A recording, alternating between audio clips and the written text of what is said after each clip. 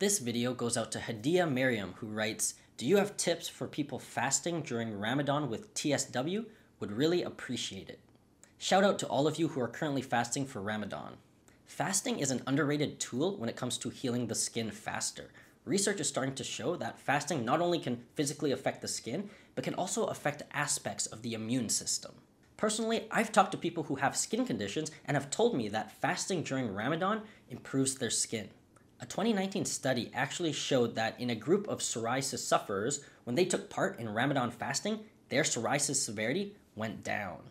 There have not been any official studies on Ramadan fasting and eczema or topical steroid withdrawal specifically. However, we are hearing more and more stories of people with these skin conditions fasting and their skin improving. Whether you are intermittent fasting or fasting for 2 to 3 days, I know how difficult this can be. So for those of you fasting to heal your skin, or fasting for Ramadan, or fasting for any other reason, let's go through some tips on how to help you get through your fast. Hi everyone, my name is Larry. Welcome to Fighting Eczema. If you haven't already watched our fasting case study summary video where we went over a lady who fasted 1 day a week for 20 weeks and greatly improved her dermatitis, you can check out that video by clicking the card above. Alright, let's get into these tips. Tip number 1, eat properly on non-fasting days. The days that you are eating are just as important, if not more important, than the days you are not eating. On the days that you are not eating, you need to make up those days' worth of food on the days that you are eating. For example, if you are doing a 2-day fast, you need to make up 2 days' worth of calories in the 5 days that you are eating.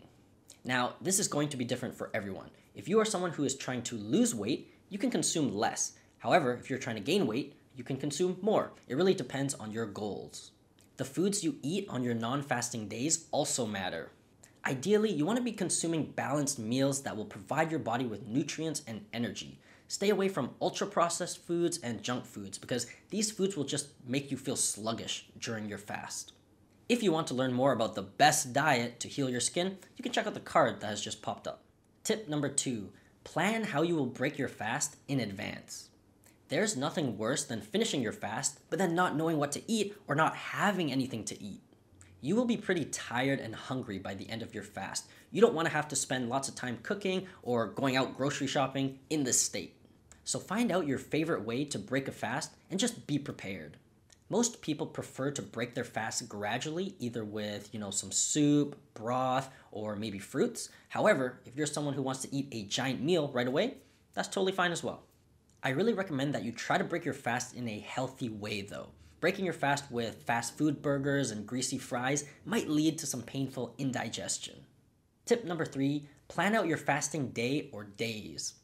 The idea here is that you want to keep yourself busy with daily activities so that your brain does not focus on the hunger that is slowly eating away at your body. Keep your schedule full, but make sure those are fun activities. Don't stress yourself out by adding more work or chores to your schedule. Fasting should be a time for relaxation and self-care, so focus on yourself. One thing I will mention is maybe stay away from activities that involve food.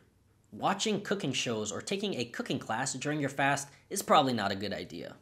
Tip number 4 is stay hydrated. Did you know that humans can go over a month without food but can only go a few days without water? We want you to stay hydrated because we don't want you drying up like how SpongeBob did in that one episode. Becoming dehydrated while you are fasting will not feel good, trust me. So try your best to sip on water continuously throughout the day. This will also kind of trick your brain into thinking you're consuming something when you're really not. You'll likely want to aim for at least 2 liters of water every single day. However, this will likely depend on you as a person.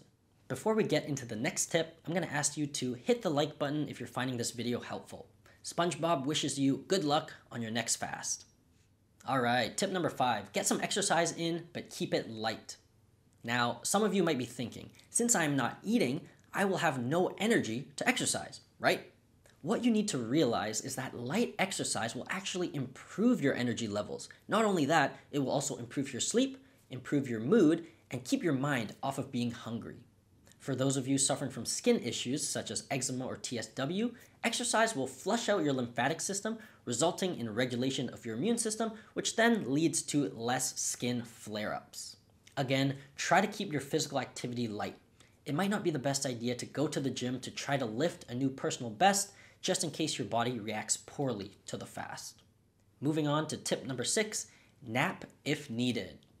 It is natural to feel tired during a fast, especially during the first day. So if you feel this tiredness creeping on, don't be afraid to cancel some of your plans to take a nice little nap. Those of us suffering from skin issues could actually use more naps. Really, anytime we can get in some good quality sleep is going to be great because that is when your skin is going to be rebuilding and repairing itself. Just keep in mind we don't want these naps to be messing up your sleep schedule. If you are napping but then later during the night you're not able to sleep until like 4 a.m., try to work a little harder on your sleep hygiene. Tip number 7, celebrate when you finish your fast. Whether you've completed a day of intermittent fasting or you've just completed a 3-day fast, take some time to celebrate. You can celebrate in whatever way you want. Maybe this involves a healthy snack or a not so healthy snack, or it might involve taking your friends or family out to a casino. Anyways, fasting is tough work, so you deserve some sort of celebration for putting in the effort to work on your body. Now, I really recommend that you work with a healthcare professional anytime you're attempting a fast. If you want some support to develop a long-term fasting protocol to heal your skin, you can check out our coaching programs at fightingeczema.com. I'd be happy to help you develop a plan and then monitor you throughout it. If you want to learn more about how to heal your skin, you can check out one of the videos that has just popped up on your screen. I hope you are able to utilize some of the tips in this video, and I'll see you in the next one. Bye for now.